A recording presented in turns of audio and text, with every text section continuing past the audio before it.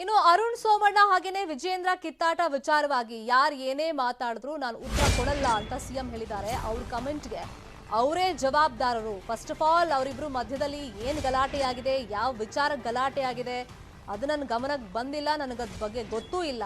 ಯಾರು ಏನೇ ಮಾತಾಡಿದ್ರು ಕೂಡ ನಾನು ಉತ್ತರ ಕೊಡಲ್ಲ. ಅವ್ರೇನು ಕಮೆಂಟ್ ಮಾಡ್ತಾರೆ ಅದಕ್ಕೆ ಅವರೇ ಜವಾಬ್ದಾರ ಆಗಿರ್ತಾರೆ ಅಂತ ಸಿಎಂ ಹೇಳಿದ್ದಾರೆ.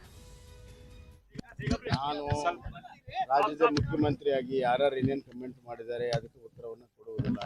ಅವ್ರವ್ರ ಇದಕ್ಕೆ ಅವರೇ ಜವಾಬ್ದಾರಿ. ನೆಕ್ಸ್ಟ್ ಹೇಳ್ರಿ.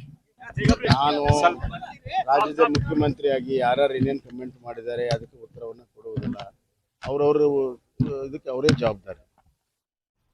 ಎಲ್ಲ ಬೆಳವಣಿಗೆ ಮಧ್ಯದಲ್ಲಿ ಸಚಿವ ಶ್ರೀರಾಮುಲು ಈ ಬಾರಿ ಯಾವ ಕ್ಷೇತ್ರದಿಂದ ಸ್ಪರ್ಧೆ ಮಾಡ್ತಾರೆ ಅನ್ನೋ ಕುತೂಹಲ ಇತ್ತು. ಒಂದು ಹಿಂಟ್ ಬಿಟ್ಕೊಟ್ಟಿದ್ದಾರೆ. ಬಳ್ಳಾರಿ ಗ್ರಾಮೀಣ ಕ್ಷೇತ್ರದಿಂದಲೇ ಶ್ರೀರಾಮುಲು ಸ್ಪರ್ಧೆ ಅಂತ ಹೇಳಿ ಸುಳಿವನ್ನ ಬಿಟ್ಕೊಂಡಿದ್ದಾರೆ ಖುದ್ದಾಗಿ ಶ್ರೀರಾಮುಲು ಅವರೇ. ಶಿಷ್ಯ ನಾಗೇಂದ್ರ ವಿರುದ್ಧ ರಾಮುಲು ಅಖಾಡಕ್ಕೆ ಇಳಿಯೋದು ಹಾಗಾದ್ರೆ ಫಿಕ್ಸಾ ನೋಡ್ಬೇಕು.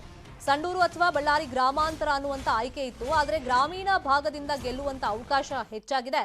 ಹೀಗಾಗಿ ಇಲ್ಲಿಂದಲೇ ನಾನು ಸ್ಪರ್ಧೆ ಮಾಡ್ತೀನಿ, ಈ ಬಾರಿ ಒಂದೇ ಕ್ಷೇತ್ರದಿಂದ ಸ್ಪರ್ಧೆ ಮಾಡ್ತೀನಿ ಅಂತ ಹೇಳಿ ರಾಮುಲು ಹೇಳಿಕೆ ಕೊಟ್ಟಿದ್ದಾರೆ.